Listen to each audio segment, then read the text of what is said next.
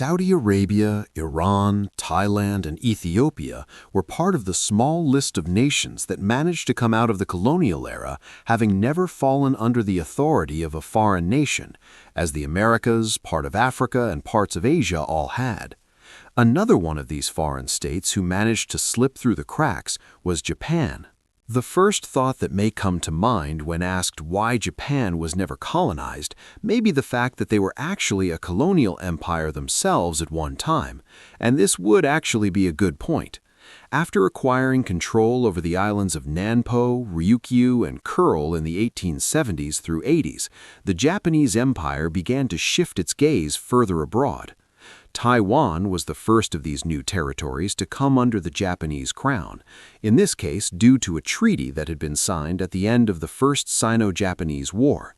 Next, Japan joined the Western colonial powers in trying to expand through East Asia, which eventually led them to annexing Korea and providing themselves to be a colonizer, not a colony. The Japanese continued on this path throughout the 20th century as well, seizing Sakhalin, some of Germany's colonial territories such as the Caroline Islands, and Manchuria. The Japanese colonial empire would eventually meet its end in 1945, following the wrap-up of World War II. But during its existence, it had made the prospect of anyone colonizing Japan itself utterly ridiculous. This means that for roughly 5 decades, the reason why Japan wasn't colonized was simply because Japan was a colonizer. While this explanation seems the most obvious, and it's a sound argument, it still accounts for less than a full century, and the colonial era had started hundreds of years prior to Japan even becoming a colonial power itself. So what kept intruders at bay in the meantime? Well, Japan wasn't actually completely free of European interference. The Portuguese were the first Europeans to land in Japan when a group of Portuguese traders anchored their ship on the shores of Nipponese in 1543. A new relationship between Japan and Portugal suddenly began to grow, mostly centered on economics, but religion quickly became a talking point as well. Commerce was a huge factor in the Portuguese influence over Japan. Most of their trading goods were coming from China, which had long been off-limits to Japan after a ban of contact was put in place by the Chinese emperor. This meant that the Portuguese had something that the Japanese really wanted, but would be unable to get on their own. It was a perfect system and worked well for a few decades. The Japanese could purchase goods like silk and porcelain from China without having to go directly through Chinese merchants, and the Portuguese were able to expand their influence into Asia even further. Firearms were another popular purchase of the Japanese, especially during the Sengoku period of civil war. Unfortunately, not all of Portugal's endeavors in Japan were beneficial to the locals. Shortly after arriving, the Portuguese began to establish a successful slave trade in which they would buy Japanese citizens, especially women, and sell them off to Europeans abroad. This new business grew rapidly, but it quickly became a concern of the contemporary Portuguese monarch. King Sebastian believed that the developing market would stain Portugal's evangelical Catholic reputation, particularly as they were trying to bring Christianity into Japan. Unwilling to risk any complications it may cause any longer, Sebastian ordered a ban on the slave trade in 1571, although this didn't really do much at all.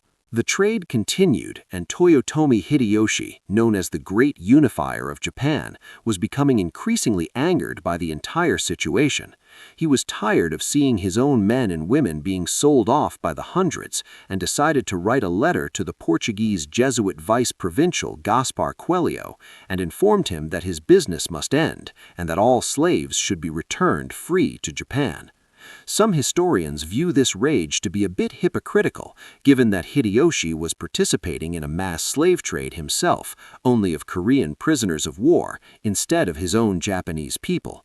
Nonetheless, Hideyoshi's anger continued to grow, and he began to blame the Portuguese Jesuits in particular. This, of course, was exactly what King Sebastian had hoped to avoid, but he had done too little, too late. At his wits' end, Hideyoshi outlawed Christian evangelization from Japan. The slave trade wasn't officially banned until 1595, and the relationship between Japan and Portugal had been severely negatively affected by the entire situation. The Japanese now saw the Portuguese, and particularly the Jesuits, as a major threat to Japan's sovereignty. By the 17th century, all ties with the potential colonial threat were severed, and the Portuguese didn't push the boundaries anymore. Although Japan did have some benefits to offer the Portuguese and other European powers potentially, it wasn't enough to make fighting back worth it. Realistically, forceful colonization of Japan would be near impossible. Not only had the Japanese purchased vast numbers of firearms from the Portuguese, but they'd also learned how to make their own. And considering the demands brought about by the Civil War period, the Japanese were ready and fully capable for battle. Additionally, Japan was a large country with a large population, especially compared to Portugal. Even for some of the bigger European powers, it would have been more of a challenge than it was worth, especially because of how far away Japan was from Europe. Trying to ship large amounts of troops, even just enough to match the local population from anywhere in Europe over to the Japanese archipelago, would not have been easy, if even possible, and there wasn't enough incentive. In terms of trade, natural resources, or any other strong motivation, Japan was simply lacking. There was nothing it had that the Europeans couldn't find or weren't already able to get elsewhere from their pre-existing colonies, and that in itself was another factor. Portugal, Spain, and the other colonial powers were all preoccupied with their current colonies. To pull attention and possibly resources from those, any new territory would have had to have been very attractive, and more so than Japan was. Lastly, things in Europe were far from peaceful in multiple ways. For one, the array of colonial monarchies throughout the continent were not necessarily all allies. Competition between them was not unsurprising, but common, and European wars were by no means rare. This would have kept Portugal and the others not only distracted, but also at a risk of conflict with another rival European nation if any of them had decided to make a genuine effort in the direction of colonizing Japan. Furthermore, all of the Europeans still had to worry about foreign threats, such as the Ottoman Empire, and they were actively trying to expand and consolidate power in ways that directly conflicted with European colonialism. This kept Portugal and their rivals very significantly busy away from Japan, and greatly raised the bar for what Japan needed to offer in order to make colonizing it worth the effort. So, the reason why Japan was never colonized was actually a combination of luck and the strength of the Japanese themselves. Luck, of course, can account for the beneficial geographic position of the archipelago, being far away from major colonial powers. It can also be given as a reason for Japan's lack of resources that could have potentially drawn in more European conquerors. Moreover, the numerical and military strength of the Japanese, even centuries prior to becoming a colonial power themselves, was enough to make the Europeans be at an undeniable disadvantage in the case of an invasion. And when Japan did turn itself into a colonial empire, this was the final nail in the long-closed coffin of potential colonization of Japan. The tables had turned, and the Japanese were now the ones in power, not those being overpowered.